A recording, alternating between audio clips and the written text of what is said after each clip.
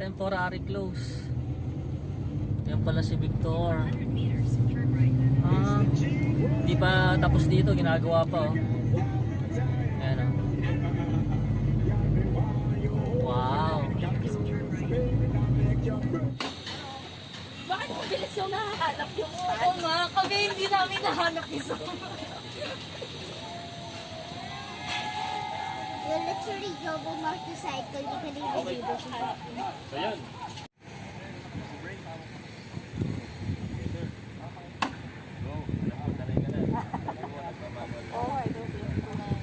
One down, four up. One down, four up. One down, four up. Puro up na yung Okay. gear 1 niya, baba. Pang big bike to ah. Okay, ito yung big bike diba? Yes sir. Hail mo na yung bike.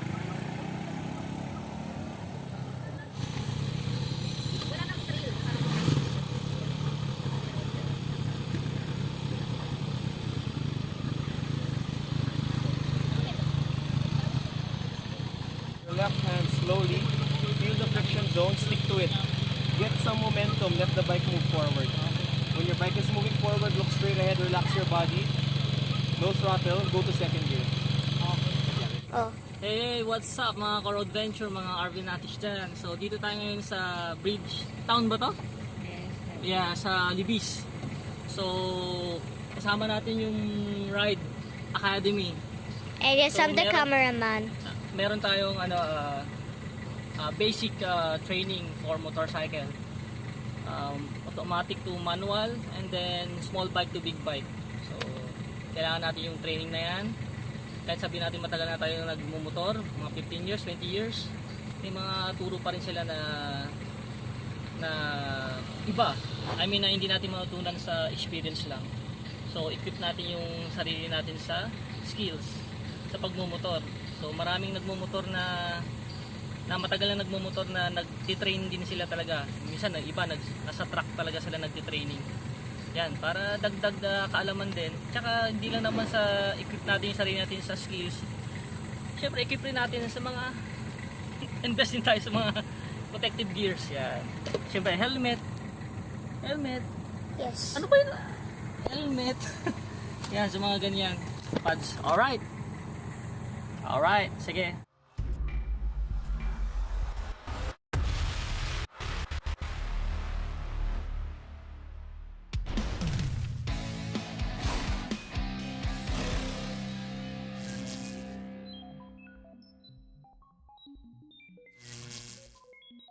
So kapag sa manual, ito yung gagamitin para hindi kayo mahirapan pala. Ito, may CF Moto sila dito na Papio, ano ba to?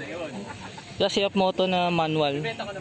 So para hindi kayo mahirapan nga, kasi kapag big bike agad, kung gusto lang naman yung matuto ng manual, mahirapan talaga kayo.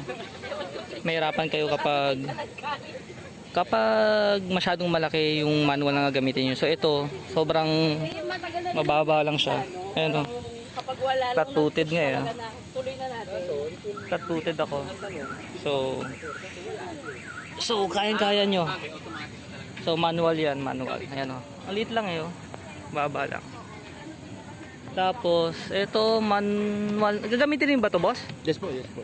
Manual din. So, ano to? CPI. Ayan. Classic na manual yan. May mga crash guard na. So, mababa lang din siya. Ano, flat-footed nga ako. So, height natin nasa 5'5", 5'4", mga ganun.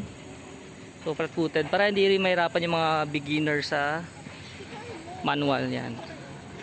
So, yan o. Sa Ride Academy tayo. So, sabi ko kasi, manual to small bike to big bike. So sabi ko kasi alam ko kasama yung big bike nga. So marunong kasi ako sa manual. So hindi ko na masyadong pag-aaralan to kasi marunong ako sa manual. So yung gusto ko yung sa big bike naman. So magpapadala sila ng big bike para magamit natin. Alright. Yan, sa Ride Academy. Hi baby. Hi ka naman. Itong helmet natin yan. So kumpleto na rin naman tayo. So yung body armor di ko na sinuot. Ayan. Masyadong OA or hindi naman. Kailangan rin talaga ng ano. Medyo mabigating kasi yung body armor. Pero sana dagdagan nila kasi Ayan. mawawasak na. So yan, dito tayo yan sa Bridgetown. Yan. Sa Libis. So ayan yung ano nila, obstacle. Pwede po kayo lumapit guys para makita yung bike. 5 speed. Yung shifting po niya 1 down, 4 up. Yung kanya pong neutral is midway. So naked bike, small naked bike. Gawa ng CF Moto. So ang bike po natin, bago natin gamitin, kailangan po ay ma-check natin yung physical condition niya. At least ma-walk around check natin yung bike. So, pwede nyo po ako samahan, walk around check yung bike, dito kayo sa likod ko. Para ma-check lang po natin kung mayroong gas tulad nito. Ang daming gas-gas Or basag yung headlight. Kasi po pag yung headlight basag, na-apprehend tayo ng mga law enforcer, ang violation fee po natin is 5,000 pesos. At bilang po violation fee, kahit nabayaran nyo na yon, meron po kayong 1 demerit point. Kung may pointing system na po. So, hindi kayo entitled na makakuha ng 10 years validity sa license. So, 5 years lang ibibigay. Then again, walk around. At least dapat meron po tayong Rain or shine tayo. side mirror. Ang tama adjustment ng side mirror po, 90% outside, 10% inside. Rain side, wala po, di na natin ilagay. Ano lang, imaginary na lang. Hindi kasi mapuputol yun eh kapag natumba eh. Sa training, di na natin ilagay. Oo, hindi na nilalagay yun. Pero kung sa outside Akala tayo ko hindi ko mag-ride, nakikita ko sa at inyo. least dapat nakalagay po ang side mirror. So, kung kayo ng reference, 90% outside, 10% inside. Inside, makikita nyo. Yan. Pagka nakikita nyo tenga nyo, ibig sabihin nakataas yan. Taas masyado. 50% atmosphere, 50% landscape. Okay? Then ikot sa likod. Tignan natin yung taillight. Okay ba? Wala bang basag mga sir? Wala naman. Ito. At least, meron tayo na yung basag. Okay? At least, okay na. Dalawang panahon na natin. Then, gawin naman natin yung pre-riding inspection. I-check natin yung mga switches and control dito sa handlebar. To check the switches and control sa handlebar, kailangan natin ng key. Insert sa ignition. Once na nag-insert tayo sa ignition, nandito sa akin. So, on. Clockwise lang po. So, dito po sa left handlebar, meron po tayo tinatawag na flashing headlight. Yan. Kung mapapansin nyo, meron po dito. Flash, saka. Ipa-flash. To communicate with other motorists. Sinasabi natin, ako mauna. Pero dito sa Pilipinas, Oo. pero sa ibang country, pag ginamit mo yung flashing headlight, Pinapauna ka. hey, nandito mo na siya. Okay? And then yung ating hazard light, so ginagamit lang po ito pag emergency. Hindi yung pag malakas ang ulan, i-on natin ito. So, emergency, kapag dadalhin kang friend mo sa hospital o ikaw mismo pupunta ka sa hospital, ganun lang po. Hindi yung may ride kayo, gagamitin yung hazard. Okay? And then yung ating high and low headlight switch. So pag nasa taas po, naka-high ang ating headlight, ginagamit lang siya pag wala kasalubong. Pag may kasalubong, switch to low beam. At yung turn signal, toggle. Yan po. Kung mag-signal tayo sa left. At di rin po siya automatic. Signal sa right.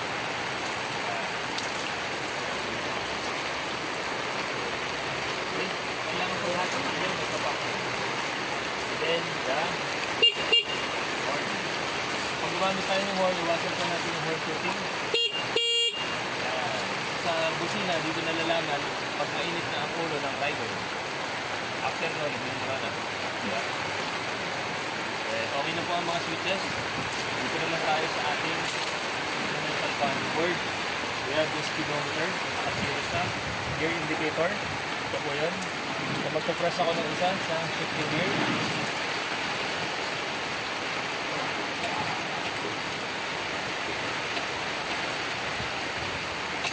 Yun, maging one stop. So, unsafe mag-on ng engine pagka 1. Kaya lagi natin siya nilalagay sa neutral. Ang neutral po, midway lang. Mamaya, tuturo ko po kayo ng neutral. And then yung ating odometer, oil, fuel gauge, meron tayong 2 bar. So, meron din po tayong revolution terminator, alcohol. Neutral indicator at malfunction indicator light. Or kaya natin ang engine. The next po is, So, ba't naka-check engine? pagka naka-on po kasi ito, ibig sabihin naka-on yung ating battery. Once na nag-on tayo ng engine, mawawala po yan. Ganun din po sa lahat ng bike. Okay? Then dito naman po yung ating gear switch. So, halimbawa po, pina-unlock yung engine. Hindi nyo na kailangan sa i-off sa key. Kahit po dito, pwede. So, for safety, hindi nyo siya mapapaalam. Kahit anong push natin sa starter switch. So, kung gusto natin gamitin yung starter switch, off lang po natin ang switch. Okay? And then, headlight switch, kung gusto nyo, naka-stay on. Or naka-on lang yung ating park light. Yun po. Yung park light, yung maliit na bulb po, yan, tingin nyo po rito. Yung DRL, daytime running light po tawagin. Yan. Sa likod naman po yung ating tail light. Sa mga bagong motor, sir, kailangan parating on na yung headlight eh, di ba? Dapat po. Actually, ang Honda po, ang safety ng Honda, walang switch yan sa headlight, lagi naka-on. Naka-on na. Kasi dapat visible po tayo sa kalsada since na ang Kahit day. motorcycle, Kahit day, dapat naka-on. Yes po. Hindi At saka, gastos sa ano, boss, may violation na yata yung hindi naka, may violation kapag hindi naka-on yung headlight. pa naman po. Oh? Under the Republic of Foreign. Wala pa? Sa ano pa lang po yun. US pa lang? Ah, okay. Wala po. Pero nire-recommend po ng mga manufacturer like Honda, Brad, na i-on ang headlight. Kasi tayo po ay vulnerable sa kalsada. Wala tayong protection sa katawan to be jacket mesh, helmets, hindi po tulad ng mga four-wheel vehicle, meron po seatbelt, airbag, tayo wala. Kaya dapat on ang headlight. Umuulan man o maaraw. And then, gamit ang signal. Okay? So kung okay na po yung ating switches, yung control dito sa handlebar, safe tayo. Okay. Siyempre, at least, meron tayong oil. Kasi dito lang po malalaman natin kung lagi tayo gumagarahe sa namin natin kung may leak ang ating motor signal. Ito naman, well-maintain naman po ito. So, maintain ito ng Pin Street Motor World owned by Fox Excel. Sinusunod din po namin ang maintenance ito. Training po sa Training yan. yung ibang bike ko, mayroon lipstick. Ito, in-install lang to, no? Opo, in-install Crash lang guard. po. Crash guard lang yan. So, dito po tayo nagsasali ng oil. Yung ibang bike ko, may lipstick para masukat yung oil. Yung ibang bike naman po, may glass dito para makita niyo level ng oil. Kung gusto ko pong malaman kung ilang litro yung oil na pwede natin isalin kasi nag-change tayo, yun po, 1,200 ml or 1.2 liter. Ayan. May indicator na Opo, pala. may indicator po siya. Okay? Alright. Rain or shine. Lakas ang ulan.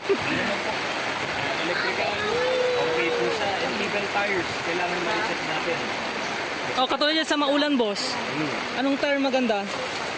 Ang tire na maganda, actually lahat naman po ng maganda ay branded. Kailangan lang po natin mamili. Kung po tayo pipili ng mga brand na alam natin hindi pwede sa pangulan o pang street. Ito po, tulad dito, sakto ito yung gulong ng CF Moto. Hindi naman po maglalagay sa CF Moto, nadudulas tayo sa kalsada. Pero, responsable pa rin po tayo bilang rider kapag nasa umuulan, kailangan sa baba. Hindi po tayo depende sa gulong. Pwede, hindi naman po kahit sinabi makakit ang gulong, magmamatalit tayo. Slow down pa rin po. So, pag-check lang po ng gulong, post lang. Pero kung napansin nyo, yung tab nyo, at least, naipapress nyo siya hanggang dulo, ibig sabihin malabot po siya. Recommend ko po sa inyo na laging basahin yung manual ng inyong motorsiklo. Nandun po nakalagay ang recommended tire pressure PSI, ng gulong. Kasi iba't ibang size ng gulong, iba't ibang tire pressure. So yun, mukhang okay na itong bike na to. Next topic naman po, yung ating mounting and dismounting. Sakay tayo ng motorsiklo, dito muna po tayo sa please, tapat ng ating sakay. Dito po ang tawag dito is pillion. Pillion. Dito naman po ang tawag natin dito yung rider seat. Kasi yung iba po ang tawag dito is OBR. Official back ride. Actually wala po talaga ito. Riding pillion. Riding pillion. Hindi ko muna iaanap yung pa ako. Kasi baka masipa ako si sir. Kailangan natin ko muna yung mikro. Yun. Then, bago ako sumakay, right foot, on the foot leg. Buko ko po yung right foot ko. Bababa ko rito, tatayo ko po. Yan. Nakatayo ko po yung bike, yung left foot. Mount that. Right stand, or kick. Nakawag muna tayo sa bike. Ito na po yung center of bike. Ito na-start, sorry yung na-start niya, kasi yun, nakababaeng bike stand, pero na-start niya. Sa Honda, may safety measure. May dalawa siyang bike stand. So yung right stand na to, na side stand lang, pag nakababayan, hindi tumawag yun. Ano lang siya, madaon lang siya, pag tinaas ko yung bike stand, yung side stand. Or, kunwari, naka-engage yung full stand. Iba pa din. Ibang ito naman, bababa naman po tayo. So, para magamit natin yung side stand, tignan niyo po yung position ng paa ko. Hindi ko tingnan natin dito. Kailangan ko pa sa right leg. Wide. Yung bike, nilalagay ko sa kanan. Make sure na malayo yung right foot ko. Kasi pag ganito, hindi ko sa kanan, mahon ng kanan. Ayun, matatapilo ko. Oo. Extend. Nakabuka dapat. Nangyari na sa akin yan. Then, left foot, kick, side stand. Then, on the ground. Ang side stand ko lagi nasa left. Then, bago bumaba, squeeze the front leg over. Right foot, on the foot peg. Head check, baka may dumaan ulit. Hindi lang tao, baka kung safe naman, baba na po tayo. Bakit pa kailangan mag-brake? Umuusad dyan eh. Halimbawa, sumakay ako. Ayan, sumakay ako. Ayun. Naka-downhill.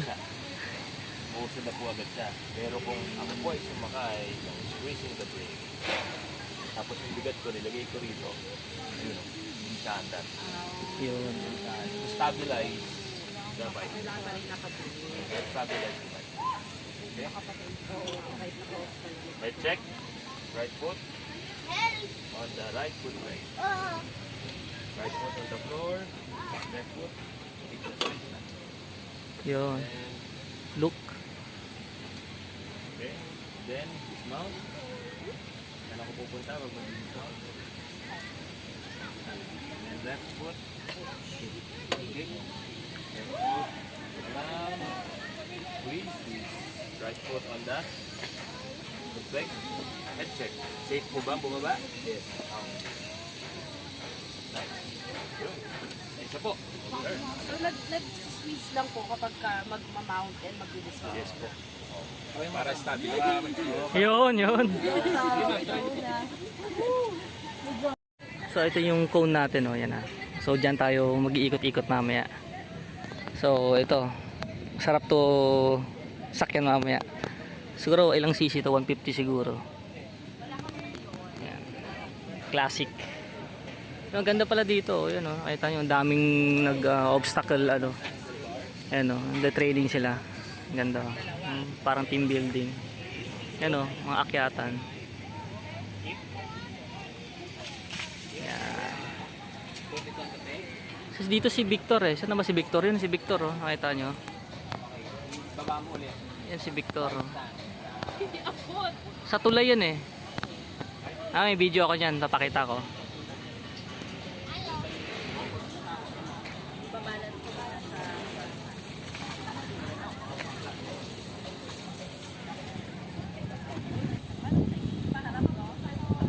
So yan, nagde-demo na kasi sila, wala pa kasi silang alam talaga sa manual.